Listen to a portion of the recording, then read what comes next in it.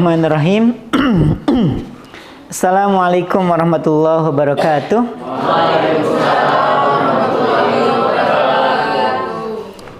Alhamdulillahilladzi anzala sakinata fi qulubil mu'minin. Segala puji bagi Allah yang telah menurunkan ketenangan ke dalam hati orang-orang yang beriman. Walhamdulillahilladzi arsala rasulahu bil huda wa dinil haqq.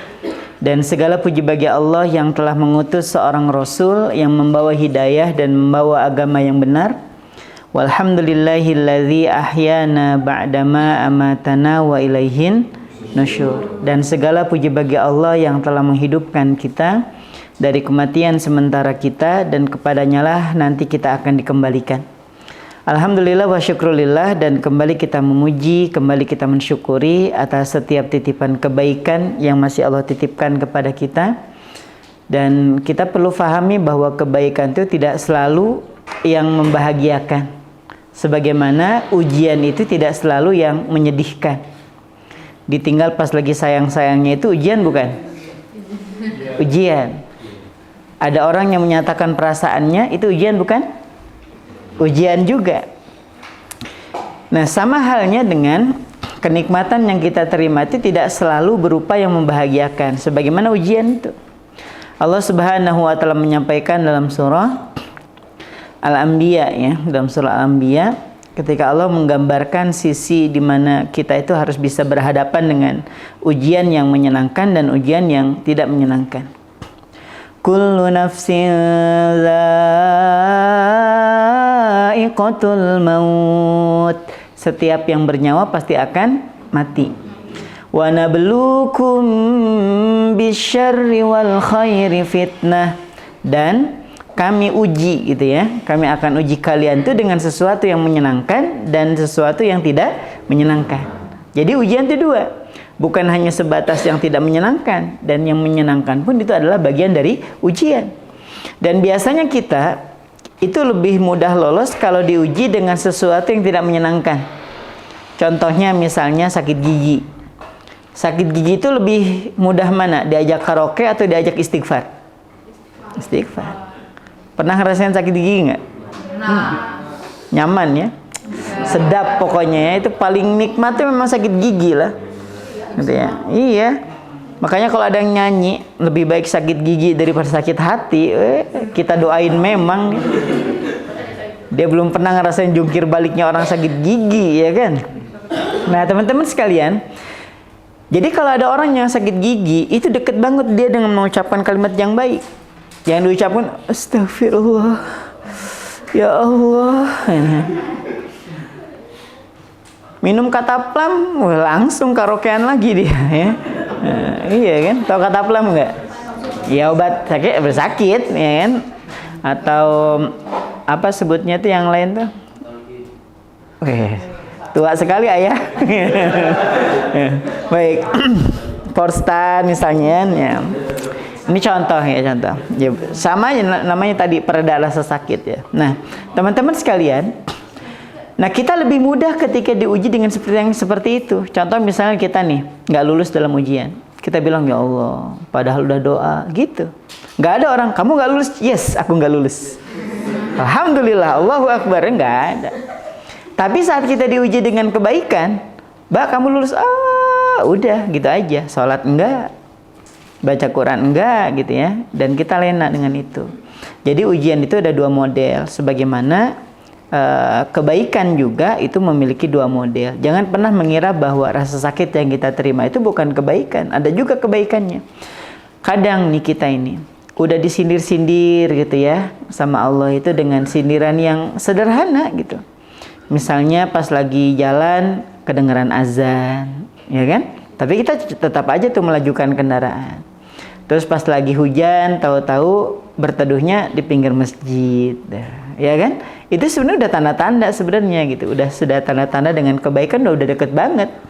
Itu jangan sampai ketika kita sudah diberikan tanda-tanda seperti itu, nah kita nggak peka nih. Ini sama aja kita nih pengen ngajak kelahi malaikat maut, ya kan? Malaikat maut itu, kata malaikat maut mungkin ya, ngelihat orang yang model kayak gini ditegur misalnya nggak mau, ya, dikasih sindiran juga nggak peka. ini mau dicabut belum waktunya, ya kan? Dibiarin kayak gini modelnya, ya kan? Nah, jadi jangan sampai kita ini termasuk orang-orang yang ngeprank malaikat maut ya. Jadi kalau di sini dengan kebaikan sama Allah, misalnya nih pas lagi ada duit, ternyata ada kotak infak lewat. Nah, ini juga sama ujian. Pas lagi kita lagi dapat duit nih, terus teman kita udah mulai bikin pantun. Ya kan? Ini bulan September. Tapi sebelumnya itu bulan Agustus. Nah, udah ujung-ujungnya apa? Ada kah 100 gitu ya. Hai, berat Belanda ya. Baik, teman-teman sekalian, intinya kita patut bersyukur atas kebaikan yang Allah hadirkan di tengah-tengah kita. Termasuk kita bisa senyum, bisa ketawa juga adalah kebaikan. Tidak setiap orang loh dikasih joke itu bisa ketawa. Orang yang lagi PMS misalnya, atau orang yang sakit gigi dikasih joke yang seger apapun ya tetap aja nggak apa sih garing. Padahal dia aja sendiri yang garing gitu kan. Yang lainnya ketawa aja gitu. Nah, itu juga adalah kebaikan. Saat kita bisa bahagia, bisa ketawa, bisa duduk di majelis ilmu juga adalah kebaikan. Diputusin misalnya nih. Diputusin sama orang yang sudah kita anggap belahan jiwa, belahan jantung, belahan otak, ya, dan belahan tubuh kayaknya. Sudah jadi belahan saya Ustaz gitu. Tapi ternyata kita diputusin nih. Sebenarnya itu adalah wujud ujian dari Allah kan ya, dan itu adalah kebaikan. Daripada berlama-lama tapi nggak juga nggak jelas itu kan, warawiri nggak jelas, boleh disentuh, boleh dipeluk, dinikahin enggak kan gitu ya. Jalannya sama aku, nikahnya sama dia. Ya, itu kan ngeri. Baik. Nah, hari ini teman-teman sekalian, kita akan mencoba mengkaji satu kitab. Sebenarnya dulu waktu di pondok itu saya nggak pernah seumuran sama Ustadz ya. Baik, saya tuh membaca buku ini atau kitab ini di perpus waktu di pondok, dan itu judul masih dalam bahasa Arab, Qobasat min Hayati Rasul. Itu judul kitabnya, dan ternyata pas lagi jalan-jalan gitu ya ke Gramet, ada satu buku judulnya itu berkas-berkas cahaya kenabian. Ini bukan promosi ya, ini bukan buku saya juga asalnya. Jadi berkas-berkas cahaya kenabian ini setelah diartikan secara bebas tentunya dalam bahasa Indonesia. Tapi judul aslinya adalah Qobasat min Hayati Rasul. Kita akan bercerita tentang hal-hal yang menurut kita itu kadang nggak masuk akal gitu kan. Ada cerita yang kita tahu ini hadisnya sahih nggak sih gitu. Kita kan pengennya yang maunya yang sahih aja gitu kan. Kita tuh maunya pokoknya yang bisa dipertanggungjawabkan aja. Padahal ada kisah-kisah yang bisa kita terimakan maknanya. Bukan masalah alur ceritanya. Contoh misalnya dulu kita sering dengar nih ada kisah misalnya, contoh sederhana, ada seorang yang berteriak di tengah lapangan. Tolong, kambing saya dimakan serigala gitu kan. Orang datang, pada ketawa kan gitu ya, dia ketawa gitu. Kenapa ketawa? Kalian mudahnya dibohongin. Pada pulang pada dongkol kan gitu ya. Terus panggilan kedua, tolong kambing saya makan serigala. Allah, paling bohong lagi. Padahal itu betul gitu kan, ternyata kambingnya memang dimakan serigala, dan dia pulang dengan wajah yang sendu gitu kan, bukan senang duit ya, dengan wajah yang sendu, pulang nangis gitu. Kenapa kambing saya dimakan serigala? Padahal sebelumnya dia berbohong. Nah, ini nggak usah ditanya dalilnya dari mana gitu ya, untuk masalah baik dan buruk, jujur dan bohong tuh nggak usah pakai dalil juga kita paham. Yang kita ambil tuh bukan dari alur ceritanya, yang kita ambil tuh makna dari kisah itu, bisa dipahami ya. Karena ada kisah-kisah yang memang nampak itu nggak ada dalilnya, nggak ada dasarnya, tapi bisa diambil pelajaran. Ada ya ada aja gitu. Misalnya contoh, pernah nggak dengar kisah ini? Ada seorang raja yang hobi berburu. Terus kemudian dia mengajak para pengawalnya, kemudian para menterinya, termasuk penasehat. Ayo berangkat gitu ya. Apa nasihatmu hari ini wahai penasehat? Segala ketentuan Allah itu baik katanya. Udah gitu aja. Nah, udah semangat kan raja. Akhirnya raja mengasah parangnya, bukan parang, apa sebutnya itu?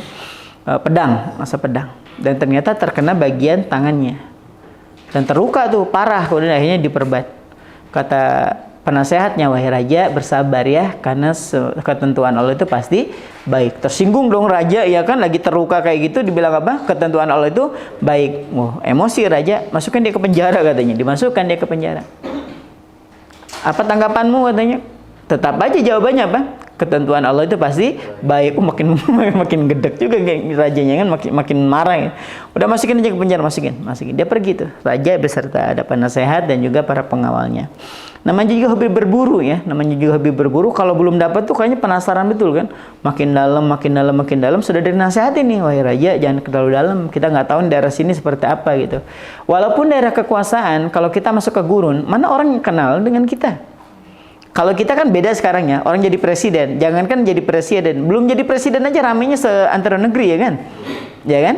Bahkan sudah mulai ada 2 kubu mungkin di sini, ada 3 kubu mungkin ya.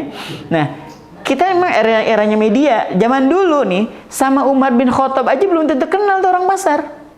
Paham ya? Misalnya Umar jalan-jalan ketika sampai ke Madinah gitu kan. Apakah semua orang Madinah kenal? Enggak juga. Siapa yang kenal di bayatnya juga nggak di hadapan mereka kan gitu ya. Sama seperti kisah Imam Ahmad bin Hambal ya kan, yang datang ke satu negeri dan ternyata dia diusir dari mana? Dari masjid karena dia tiduran di situ. Coba kita sekarang belum melihat wajahnya aja, kalau pas kita baca hadis riwayat Imam Ahmad, oh beliau tuh kita kenal betul walaupun belum pernah ngelihat mukanya. Nah, di zaman itu juga sama, bukan eranya media. Walaupun ini daerah kekuasaan kita nggak tahu nih di daerah sini siapa yang berkuasa kan gitu. Maka kata penasihat, sudah kita pulang. Enggak, ini masih belum dapat kan gitu, raja namanya raja. Akhirnya diikutin. Betul memang dalam satu hutan belantara ternyata dihidupi satu suku yang terbiasa memberikan sesembahan. Ya, kurban lah ya. Akhirnya ditangkap. Satu-satu ini disembelih untuk penyembelihan, untuk memberikan sesembahan kepada moyang gitu, kepada moyang. Disembelih 1, 2 sampai ke raja nih. Raja diperiksa, nggak bisa disembelih. Kenapa ini? Ini cacat tangannya katanya. Bekasnya tadi itu, bekas apa? Bekas dia mengasah, kemudian kena bagian jari tangannya. Betul kata raja. Kata penasehat saya apa tadi? Semua takdir Allah itu pasti baik. Maka dia pulang terselamatkan. Dia sampaikan kepada siapa? Kepada si penasehat tadi, betul nasihatmu. Ini pasti adalah kebaikan dari Allah. Gitu. Maka disampaikan kepada si penasehat tadi, apa nasihatmu? Tetap nasihatnya, ketentuan Allah itu pasti baik. Sekiranya engkau tidak memenjarakan saya juga ikut sembelih ya kan, benar nggak sih? Iya dong, karena di penjara ini nggak dapat juga dia giliran. Nah seperti itu. Nah kisah ini nggak ada tuh juntrungannya, tahu ada aja di tengah-tengah kita tuh hadir. Tapi apakah kita mengatakan nggak usah diambil, itu nggak jelas nih riwayatnya? Bukan, kita ambil hikmahnya aja. Apa hikmahnya? Memang segala ketentuan Allah itu pasti baik. Nah, termasuk dalam kitab Qabasat min Hayati Rasul ini kita akan bedah beberapa kisah ya. Kenapa? Karena penting banget ini, apalagi sekarang bulannya bulan Maulid. Ya, bulan Maulidun Nabi sallallahu alaihi wasallam. Kita terlepas dari pro dan kontra boleh tidaknya mengadakan maulidan ya. Kita bukan tidak sedang membahas itu. Tapi yang kita bahas apapun namanya, selama di dalamnya itu ada dibacakan ayat-ayat Al-Qur'an, diceritakan kisah Nabi, perjuangan Nabi, kemuliaan Nabi, nggak ada masalah. Apapun momennya, mau dia momen Maulid Nabi, mau di momen Hijriah atau momen mengenang perjuangan Rasul, apa aja lah terserah ya bahasanya.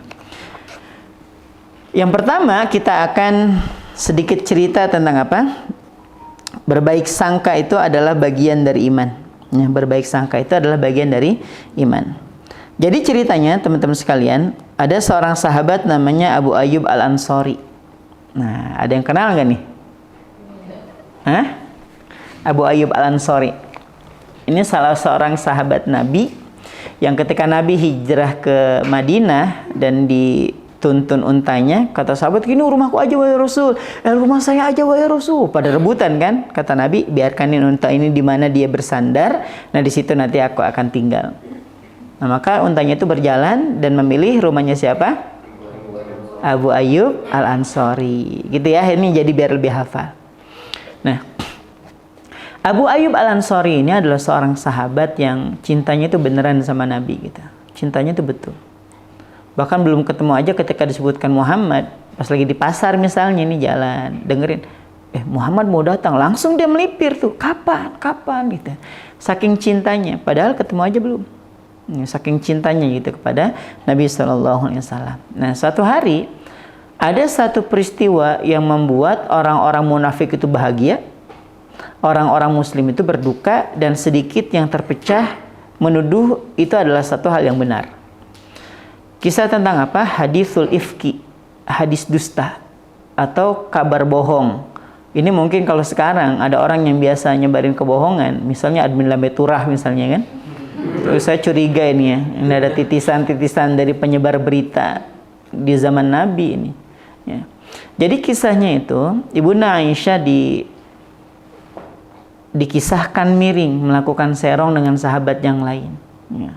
Ibunda Aisyah, siapanya Nabi? Istri Nabi. Allah memerintahkan Nabi untuk menikahi Ibunda Aisyah itu bukan tanpa alasan.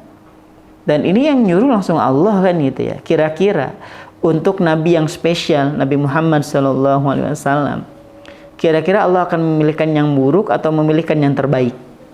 Terbaik. Berani kita menyimpang mengatakan Ibunda Aisyah di neraka dan sebagainya. Itu yang dilakukan oleh Syiah itu kan.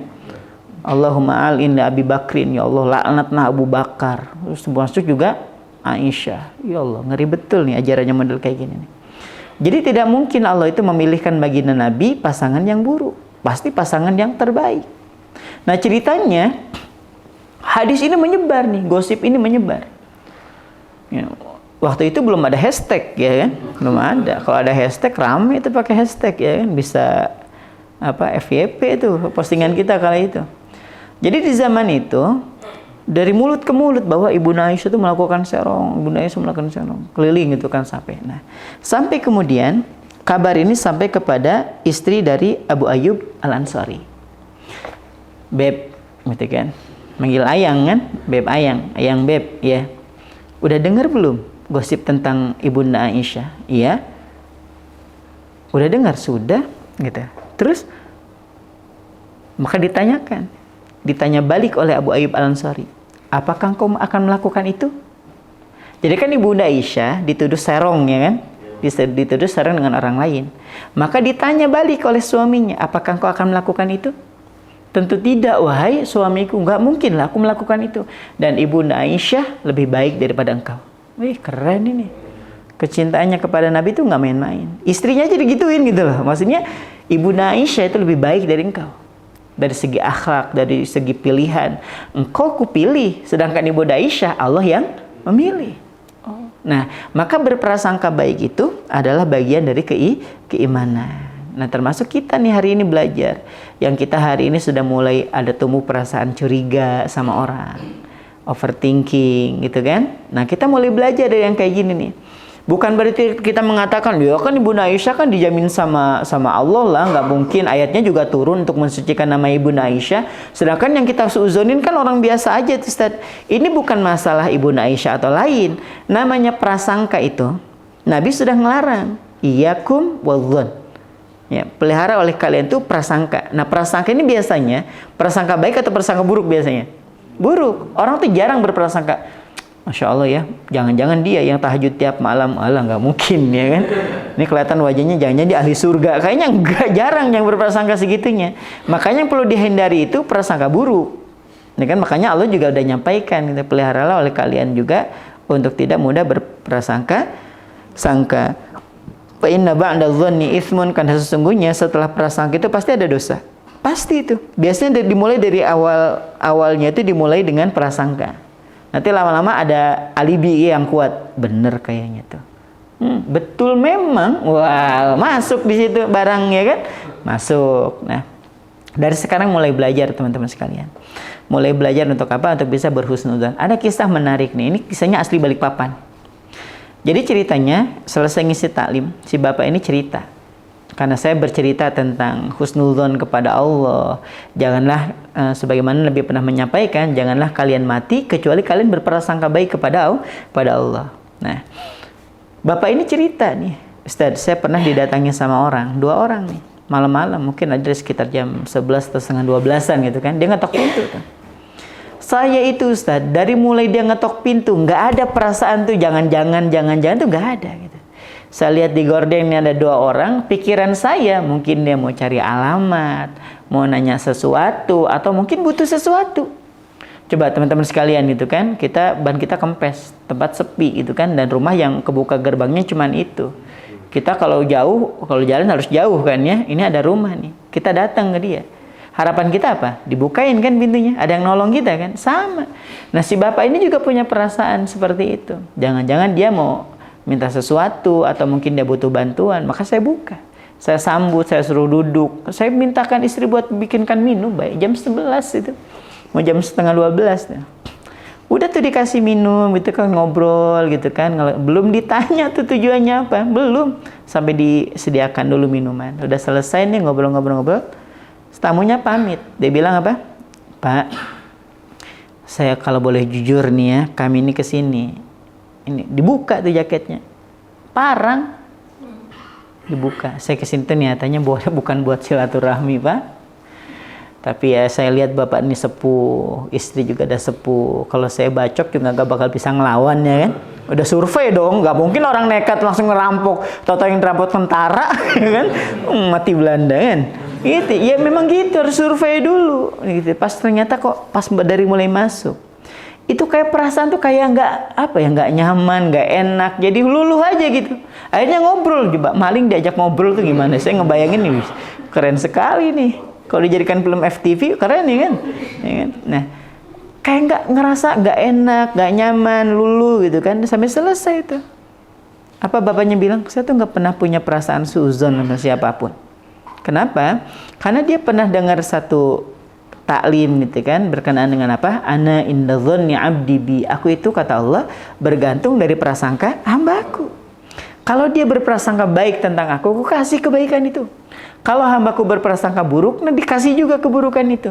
Dan saya tuh nggak pernah merasa jangan-jangan dia mau maling, jangan-jangan dia mau nyuri. Sekiranya bapak tadi nih, pas lagi ada yang ketok pintu dan dua orang itu sudah berdiri dan dalam hatinya jangan-jangan maling, kemalingan ya.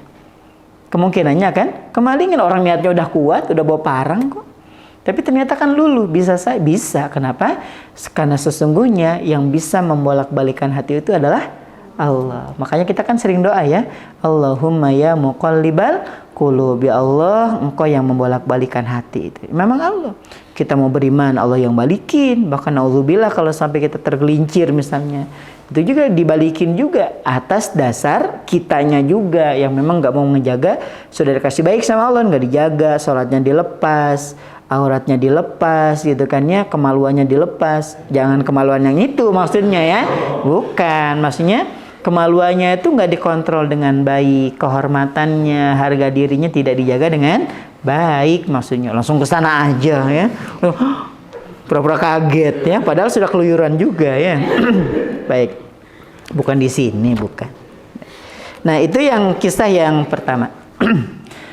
Ustaz kan itu kan judulnya tentang berkas-berkas cahaya kenabian. Kenapa yang disebutkan itu cerita sahabat? Karena memang beliau ini hidup di saat Nabi juga masih hidup ya. Jadi Masya Allah lah intinya. Itu yang pertama kisahnya. Yang kedua kita akan cerita lagi. Masih mau diceritain? Oh ya, sampai jam 7 berarti ya. Namanya cerita kan panjang ya kan. Bukunya aja setebal gini ya, masa cerita cuma 5 menit ya. Baik. Ada kisah berkenaan dengan masalah akhlak juga ini, masalah akhlak, masalah kemarahan. Nabi SAW dengan sahabat Abu Bakar As-Siddiq itu pernah duduk-duduk bareng gitu kan, bareng. Tanpa tedeng aling, wah, tanpa tedeng aling itu apa bahasanya? Apa? Tanpa basa-basi, tanpa aba-aba, tiba-tiba gitu ya, ujug-ujug gitu ya. Datang mencaci Abu Bakar. Bayangin coba, Abu Bakar yang orang yang selembut itu, sebijaksana itu, datang orang dicaci maki Abu Bakar dengan cacian yang dahsyat. Kalau kita misalnya bilang, kalau di kita nih, kadang ini saya juga lagi buat tulisan untuk masalah kebiasaan orang bilang gonggong, terus bilang ANJING, kambing gitu nah ya, kucing gitu kan, dan BABA BAB sapi gitu ya. Nah gitu. Ini coba saya lagi buatkan rumusan tulisannya.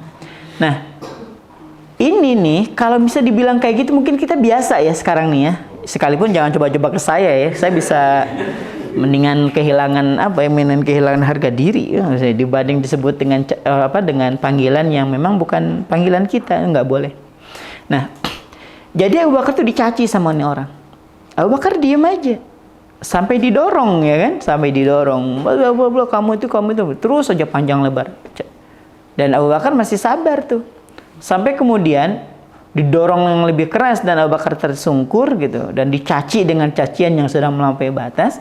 Abu Bakar marah, didorong balik, didorong, dan Abu Bakar mampu mengalahkan dia, baik dari fisiknya maupun caciannya. Istilahnya nih, kita ngomelin dia 2 kali.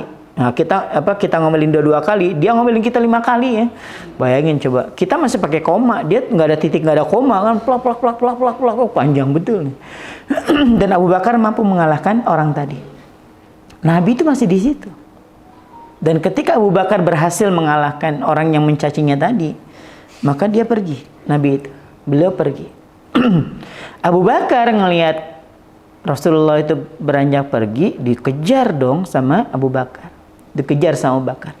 Ditarik, wahai Rasul, marahkah engkau denganku? Bukan begitu, wahai Abu Bakar. Terus kenapa engkau pergi? Tadi, saat engkau dicaci, itu malaikat itu turun berduyun-duyun, memberikan doa kebaikan buat engkau. Kemuliaan yang baik buat Abu Bakar, rahmat Allah untuk Abu Bakar, itu doanya baik betul. Banyak tuh malaikat berduyun-duyun. Tapi saat engkau membalasnya dengan cacian, membalasnya dengan apa?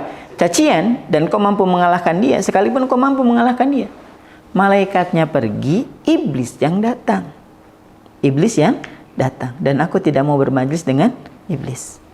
Ini syaitan itu datang, dan aku tidak mau berduduk bermajlis dengan syaitan. Nah, ini berkenaan dengan apa? Dengan kesabaran. Kadang ada kalanya yang waras ngalah, gitu ya, yang waras ngalah. Contoh misalnya teman-teman nih hari ini, mungkin teman-teman nggak ada yang dicaci maki, tapi dalam perdebatan gitu ya, dalam gagasan, teman-teman ngerti teman-teman yang benar gitu, dia yang salah. Tapi kalau misalnya main otot-ototan nih nggak karu-karuan, gitu. Nabi udah bilang kayak gini. Barang siapa nih, Nabi SAW sebagaimana dalam kitab Bidayatul Hidayah, Imam Ghazali menyampaikan, barang siapa yang meninggalkan perdebatan tadi itu, ya, dan posisi dia salah. Namanya kita kan sekarang kan gas aja dulu ya kan, curhat belakangan ya kan, gas aja dulu pokoknya. Gas dulu nih, plak di tengah jalan kita sadar kita salah. Nah, kita nggak nekat untuk menerusin, kita balik nih. Yaudah aku salah lah, udahlah berhenti aja gitu. Padahal kita masih punya kesempatan nih untuk bisa melabrak juga gitu. Kita posisi salah ya. Apa Nabi menyampaikan, Allah akan bangunkan dia satu bangunan di tepian surga. Kita salah, tapi kita tetap ngotot. Nah, baru setengah jalan, pengototannya kita tarik mundur. Paham ya? Nah, posisi kita apa tadi, benar atau salah? Salah. Kita tahu kita salah, tapi namanya ngotot ya kan? Kan orang itu punya yang namanya self defense. Ya kan? Termasuk maling loh, mau anak kecil, mau orang dewasa, maling juga sama. Misalnya ada orang nih malam-malam jam 2 malam, ada orang gembol TV. Ya kan, terus di sebelah kiri bawa tabung gas. Ditanya kan, kamu maling ya? Kira-kira jawabannya apa? Pengalaman sekali ayah, ya kan? Jangan-jangan nih yang kemarin nih ya. Ustaz jangan seuzon, bukan seuzon ya. Baik, cuman curiga aja bawaannya kan. Bukan seuzon, cuman agak curiga aja bawaannya. Gitu. Maling aja. Kalau udah ketangkep kayak gitu ditanya, "Oh, malingnya?" Jawabannya bukan. Gak mungkin pas lagi gini kan, mikul TV kemudian megang gas 3 kiloan. Kalau 12 kan berat ya kan. "Kamu malingnya?" "Iya, aku maling." Nggak ada. Digebugin lah sama warga. Dia bohong aja digebugin. Apalagi jujur. Nah, sama seperti pas lagi di pasar, ada orang jambret nih. Lari dia, dikejar maling, jambret, dikejar sama orang pasar gitu kan. Kepleset, jatuh nih. "Kamu jambret ya? Itu tas nyata-nyatanya ada di dia." Dia jawab apa? Bukan saya katanya. Orang yang dikejar dia, tasnya juga di dia.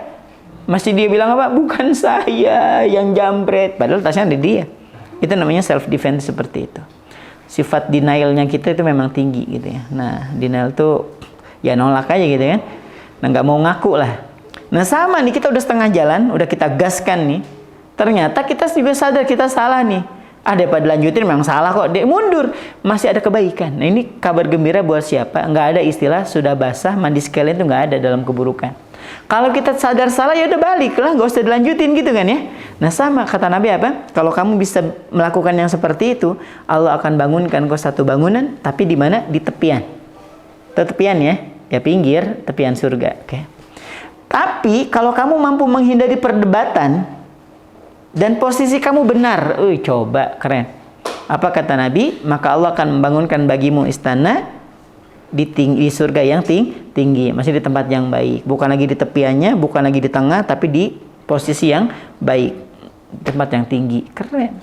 Nah seperti itu. Jadi kalaupun kita nih dalam keadaan salah, udah tetap ngegas, kalau udah sadar balik aja nggak apa-apa, nggak usah diturutin, karena sesungguhnya syaitan itu membungkus keburukan itu dengan kebaikan. Kamu kan yang benar, ayo dong, harusnya kan bisa gitu.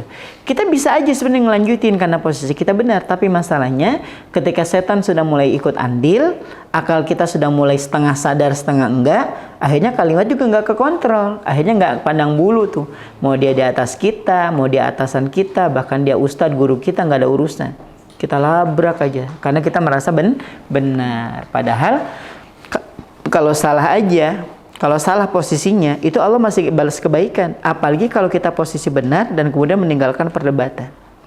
Dan perdebatannya bukan perdebatan yang ini ya, yang diperkenankan. Misalnya debat ilmiah. Wah, ini kelompok A, ini dari SMK mana nih? Semuanya? Oh, SMK 2 nih ya, SMK 2, SMK 1 gitu kan. Ada debat ilmiah, pas sudah di atas panggung dua tim ini diem-dieman.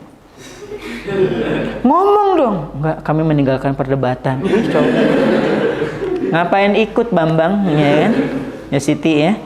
Ngapain ikut debat ilmiah, tapi nggak ngomong dengan alasan nggak bisa berbantah-bantahan. Pengen dibangunkan istana di surga yang tinggi, di surga katanya. Lain tempatnya, salah konsep lah. Ya, termasuk debat-debat ilmiah itu nggak berlaku ya. Maksudnya itu kalau kita ngomong sama teman, nih, kamu pernah nggak ke Perancis? Ya pernah lah. Ya, padahal kita tuh dia tuh belum pernah gitu. Kita tahu. Tapi semakin kita dorong dia nih, semakin kita pojokan, semakin pujungan. Ya kan? Udah pernah ke luar negeri? Ya pernah lah. Kemana? Ya paling dekat ke Turki. Wih. Bener kamu ke Turki? Bener. Abis itu ke Yunani. Di sebelah mana? Ada di daerah Arab kan? Coba Turki, Yunani, daerah Arab sebelah mananya? Sebelah sana. Tapi namanya orang udah bohong di awal, ya kan? Dia punya apa tadi? Defense. Nah, dan untuk menutup kebohongan itu biasanya dengan apa? Kebohongan yang lain. Nah kalau sudah terbongkar kebohongan yang lain, ditutup dengan apa? Kebohongan lagi. Nah itu sifatnya seperti itu. Dan kita tahu nih dia salah, posisi kita udah bener, udah deh nggak usah tambah lagi. Kita juga jangan menjadi orang menjadi wasilah dia supaya menumpuk dosa. Udah kita cukup tahu aja gitu loh, paham ya? Nah seperti itu. Jadi yang dimaksud dengan perdebatan nggak penting gitu. Nah nggak pentingnya itu udah tahu dia bohong, masih aja kita terus aja pancing, ini bohong terus lah. Nggak usah, dibiarin aja. Oke. Itu kisah yang kedua. Jadi jangan marah ya teman-teman, jangan biasa marah.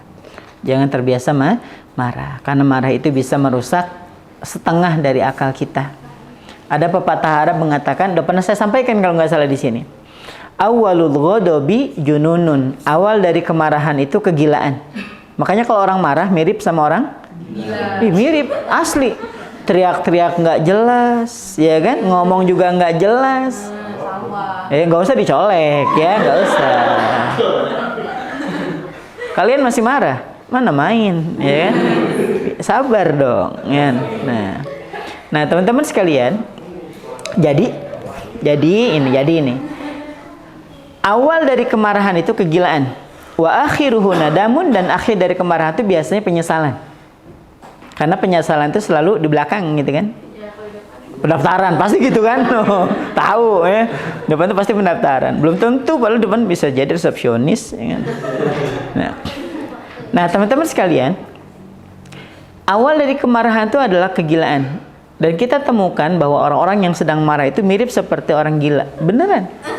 Dia bisa teriak-teriak dalam keadaan marah. Dalam keadaan normal, jangan teriak. Ngomong aja dia malu gitu. Tapi dalam keadaan marah, ya Allah, apa aja disebut. Ada suami saking marahnya dengan istrinya dicerai itu. ku cerai kamu bu, kelewat batas jadi orang. Terus tetangganya datang kan, mas sudah mas, gak usah gitu mas sama istrinya. Kamu juga ku cerai, yo istri orang. Itu kan istri sebelah ya kan, istri tetangganya. Pakai dicerai juga, dari mana nyambungnya? Tapi namanya orang dalam keadaan marah, itu memang tertutup setengah dari akalnya, ya ketutup gitu. Sama dengan kalau udah mukulin anak ya kan, yang sudah punya anak tolong-tolongnya dijaga betul anaknya. Jangankan dipukul fisiknya, dipukul hatinya juga ini harus agak hati-hati gitu, agak hati-hati. Kenapa? Karena kalau orang udah marah, ya Allah, itu anak ada yang dicaci, ada yang dipukul gitu kan. Bahkan ada yang biru gitu kan, ini biru, sebelah sini ungu. Iya. Bawahnya kuning ya. Nah, jadi kalau ada orang, biasanya nih orang tua sudah mukulin anak puas kan. Anak sudah gitu.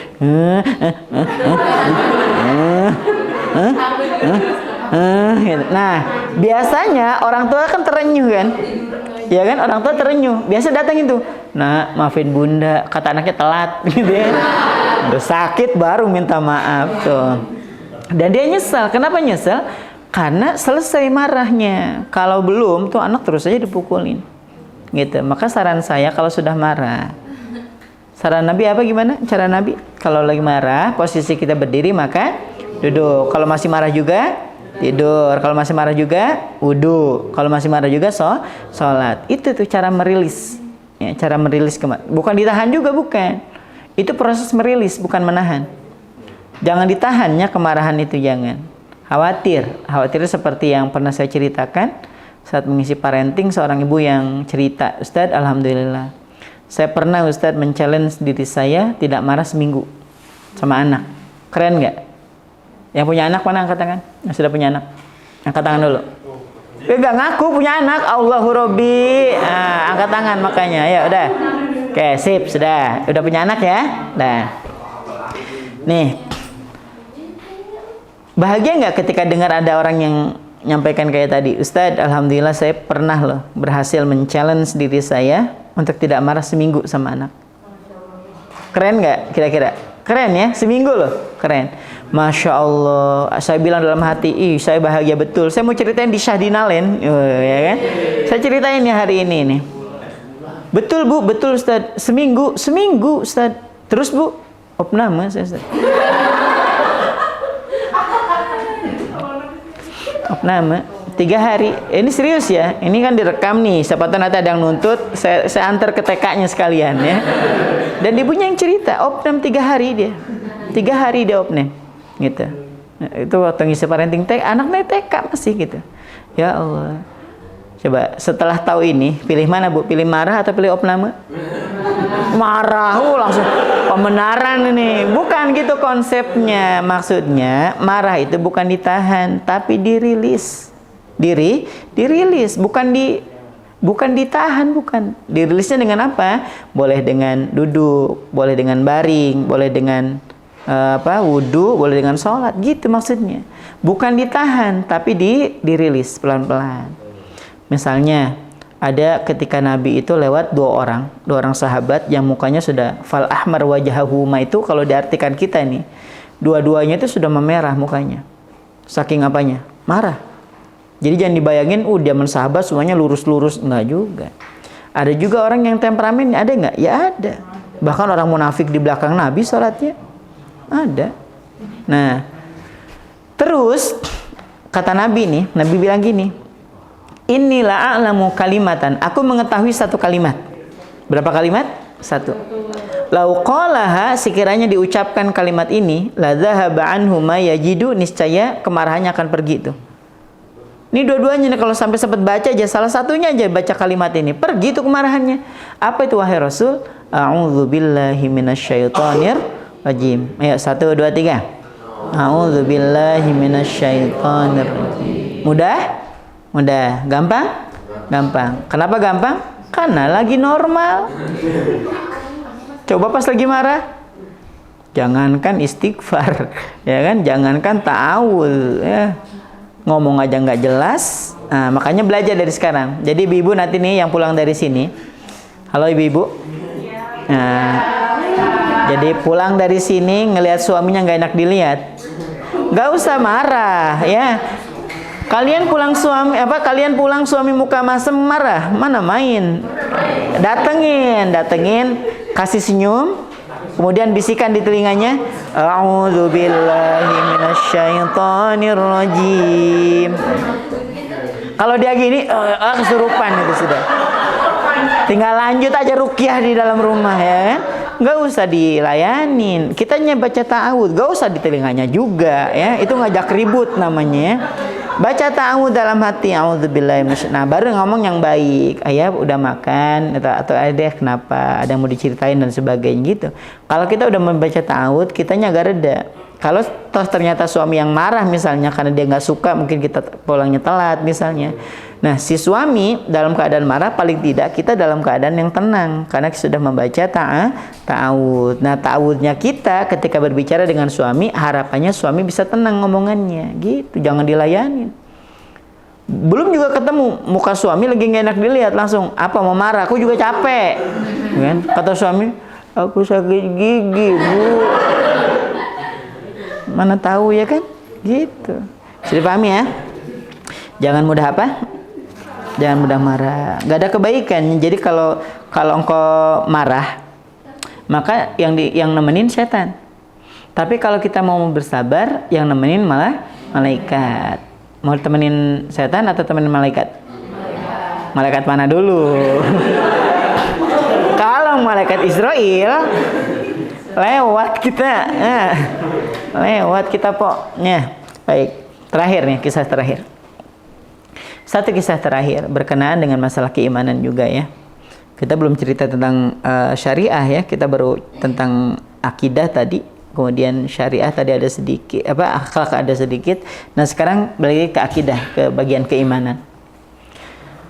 Saat peristiwa Isra dan Mi'raj, saat peristiwa Isra dan Mi'raj itu, kan kaum Quraisy itu, Nabi itu nih teman-teman, Nabi itu pas pulang Isra dan Mi'raj itu, ketika Isra Mi'raj bahagia, kan diperlihatkan surga, neraka gitu kan, dan bahkan bisa melakukan perjalanan dari Masjidil Haram ke Masjid Aqsa, kemudian naik ke Sidratul Muntaha gitu kan, ke langit. Coba, itu keren banget nih perjalanan. Gak ada perjalanan secepat itu, nggak ada. Pakai roket juga butuh waktu berjam-jam ya untuk bisa nembus atmosfer itu. Nah, coba kerennya itu Nabi, Masya Allah. Tapi pulang tuh bawa beban. Apa bebannya? Beliau harus menyampaikan peristiwa itu. Gitu. Coba, teman-teman nih, misalnya dapat uang kaget. Pokoknya nggak ada persiapan. Pas lagi sekolah, selamat, kamu besok ke Perancis. Wis, berangkat tuh, nggak ada persiapan, besok berangkat gitu kan. Seminggu di sana, pulang gitu kan. Kita mau cerita dari mana gitu kan, bingung kan. Saya cerita dari mana? Aku ke Perancis. Muka kayak gitu ke Perancis kan? Gitu kan. Dipegang kepala kita. Kamu sehat kah bro gitu ya? Coba, itu udah ke Perancis. Ini bayangin Masjidil Haram, Masjidil Aqsa ke langit itu nggak masuk akal sudah. Nah, Nabi itu punya beban. Bebannya buat cerita. Diceritakanlah. Maka datanglah Nabi sambil membawa perasaan yang berat itu. Ada Adi gitu ya. Bukan Adi Ustaz Adi Hidayat ya. Mut'im bin Adi ya. Mut'im bin Adi. Terus kemudian ada Abu Jahal. Dan yang semisalnya, mungkin Abu Janda juga ada di sini waktu itu ini. Nah, yang abu-abuan lah pokoknya ya. Tapi abunya yang agak-agak lain sedikit, ya, agak lain. Nah, datang Nabi ini kepada mereka yang lagi kumpul. Aku akan bercerita tentang satu hal yang besar. Apa itu? Aku semalam diisrokan oleh Allah. Itu belum cerita Mi'raj, Isra. Kan ada Isra dan Mi'raj. Isra itu dari Makkah ke Palestina, ya kan, Masjidil Haram ke Masjidil Aqsa, Mi'raj ke langit. Nah, itu bercerita aku diisrokan, diperjalankan. Dari mana? Dari sini, dari Masjidil Haram ke Masjidil Aqsa. Semalam, iya. Nah, udah mulai kekeh ya kan. Apa kata Mut'im bin Adi? Mut'im bin Adi itu menyampaikan, wahai Muhammad, sebelum ini engkau tuh masih ya kecil aja lah cerita tentang menyembah Tuhan dan sebagainya. Tapi kalau udah kelewat batas gitu ceritanya, nggak masuk di akal, kau bohong gitu. Kata Mut'im bin Adi ini. Lalu kemudian kata Abu Jahal, engkau benar melakukan itu? Betul. Kupanggilkannya kaumku ya supaya mereka dengar. Tujuannya bukan buat ngabarin, buat ngolok aja gitu, biar banyak supporter ya kan, biar banyak yang ngolokin Nabi kan gitu. Maka dipanggil kaumnya. Kalau Abu Jahal yang manggil, namanya juga tetua suku ya kan, kepala suku, kalian kumpul nih, kumpul sini, Muhammad mau cerita katanya. Kumpul dan cerita, aku diisrokan dalam semalam itu. Kemana? Dari Masjidil Haram ke Masjidil Aqsa. Sebagian terpecah tuh, rame gitu kan, ada mulai ya nggak nanggapin, ada yang sudah mulai kumat lagi katanya, kumat lagi dan seterusnya.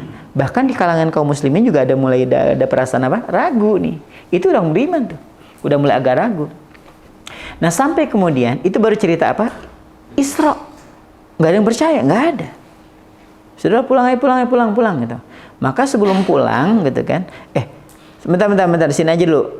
Muhammad sini, kalian sini. Aku akan panggilkan Abu Bakar deh sekalian gitu kan. Abu Bakar sekalian. Biar Abu Bakar tuh pindah maksudnya. Karena Abu Bakar pertama kali ya beriman kepada Nabi itu kan. Selain ibunda siapa? Khadijah. Dari kalangan laki-laki siapa yang pertama beriman? Abu Bakar. Nah, maka datang ke Abu Bakar. Woi Abu Bakar, kenapa? Udah dapat kabar kah temanmu itu? Siapa? Muhammad. Apa lagi katanya? Kata Abu Bakar, apa lagi? Itu Muhammad tadi malam katanya dia cerita dalam sepertiga malam dia diisrokan dari Masjidil Haram ke Masjidil Aqsa. Gimana pendapat kau? Dikira dia bakal apa gitu kan? Mana mungkin gitu ya? Ternyata enggak. Kata Abu Bakar cuma bilang gini. Siapa yang ngomong? Muhammad tadi. Benar dia yang ngomong. Iya. Kalau dia yang benar, kalau dia yang ngomong, ya itu pasti benar sudah. Ya gitu aja. Kalau memang Muhammad yang berbicara, maka pasti udah benar sudah itu. Ya Allah, dia pulang ke kaumnya itu yang tadinya udah mukanya cerah gitu kan, pulang kusut. Itu tak ubahnya seperti apa? Pergi bak tentara, pulang bak Cinderella gitu kan. Jadi pergi tuh gagah betul, pas pulang kayak Cinderella, kemayu gitu kan jalannya kan. Udah jadi mulai kemayu gitu, pulang ke kaumnya. Akhirnya bubar tuh pertemuan itu. Maka diam-diam Abu Bakar datang ke Nabi. Ya Rasulullah, betulkah engkau melakukan Isra seperti yang diceritakan oleh orang-orang Quraisy itu? Apakah kau meragukan itu wahai Abu Bakar? Bukan itu. Untuk menguatkanku bahwa memang engkau yang melakukan itu gitu. Bukan cuman itu wahai Abu Bakar, aku bukan hanya sebatas diisrokan, tapi aku juga di mi'rajikan. Apa kata Abu Bakar? Jangankan itu wahai Rasul. Lebih dari itu pun aku percaya. Maka mulai hari itulah kemudian Nabi menyebut Abu Bakar as-siddiq. Wahai Abu Bakar, engkau memang as-siddiq. Orang yang paling membenarkan. Nah, di sini kita belajar bahwa ada kalanya kita belajar agama itu yang bisa masuk di akal. Ada kalanya yang nggak bisa masuk di akal. Nah, yang nggak bisa masuk di akal itu masuknya ta'abudi. Ta'abudi itu artinya ibadah aja udah hitungannya. Contoh, sholat maghrib berapa rakaat? 3. Berapa rakaat? 3. Yakin? 3 aja pahalanya gede nggak? Gede. Kita genapin aja jadi 4. Gimana? Kan keren nih. 3 kan ganjil ya kan? Kalau 4 kan lebih gede kayaknya nih. Bisa nggak kayak gitu? Nggak bisa. Walaupun nggak masuk di akal kita gitu. Kan bisa aja jadi 4. Itu kan gitu ya. Tapi enggak, ini sifatnya ta'abudi namanya. Ta'abudi itu artinya penyembahan yang nilainya udah ibadah sudah. Nggak boleh lagi di reka-reka. Udah nggak usah, udah 3 ya 3 lah. Sujud ya sujud sudah. Nah, ada syariat yang bisa masuk akal. Contohnya apa? Zakat. Ya kan? Teman-teman dapat uang kaget 100 juta nih. Kan waktu dapat uang 100 juta nggak langsung zakat kan ya? Enggak, nunggu setahun. Ditaruh di tabungan, nah masih ada di tahun depan 100 juta, bahkan lebih misalnya. Nah, maka yang 100 juta itu dizakatkan. Berapa persen? 2,5%. Karena udah masuk setahun, udah sampai haulnya. Udah sampai 85 gram emas tuh kalau 100 juta. Kalau misalnya 1 gram itu 1 juta aja ya, emas murni ya.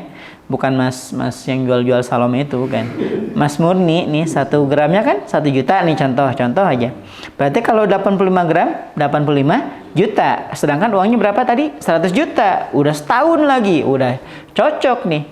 Nah, zakat itu, kenapa ada zakat? Kebayang nggak kalau semua orang tuh nyimpan 100, nggak muter itu uang. Nggak muter. Apalagi kalau cuma ditaruh di rumah ya kan, nggak dipakai. Pokoknya ditaruh aja di rumah 100 juta. Sampai berayap itu uang. Ya. Nah, ya akhirnya setiap orang yang 1 M itu udah nggak kemana-mana tuh ngendap. Nah, maka ada syariat apa?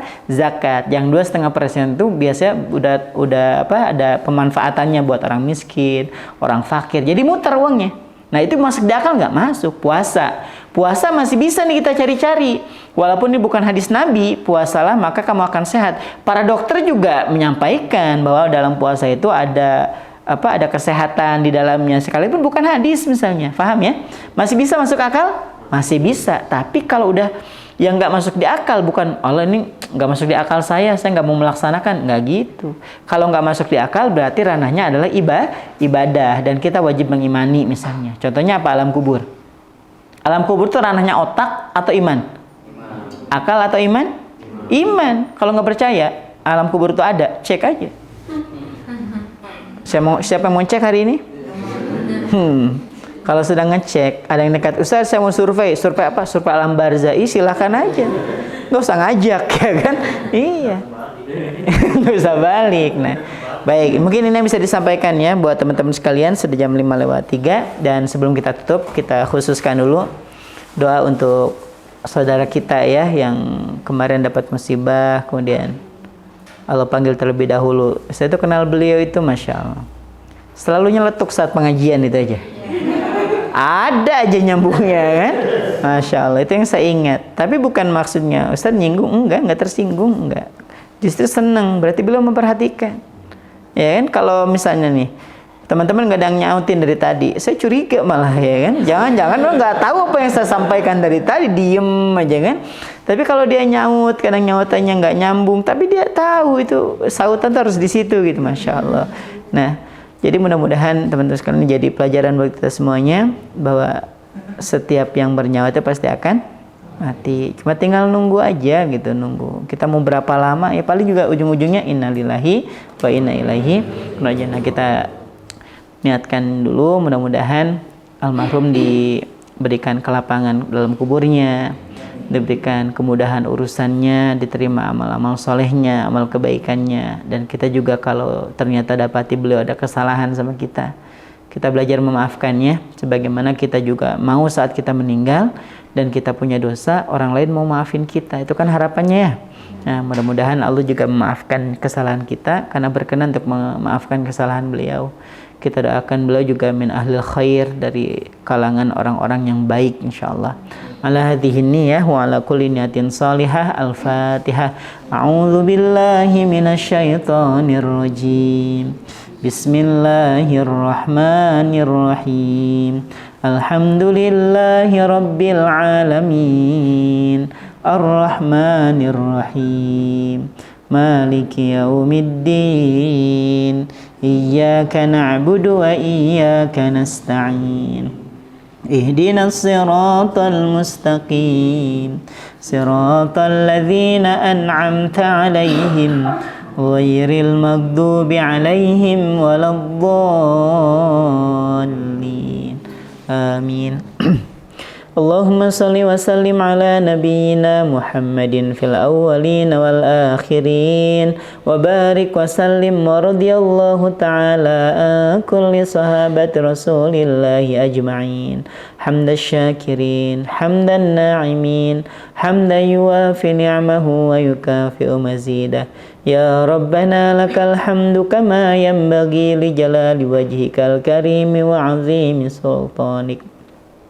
Allahumma ighfir lahu warhamhu wa'afihi wa'fu anhu wa akrim nuzulahu wa wassi' madkhalahu waghsilhu bil ma'i wal thalji wal barad wa naqqihi minal khataaya kama yunaqqa thawbul abyadi minad danasi ya arhamar rahimin.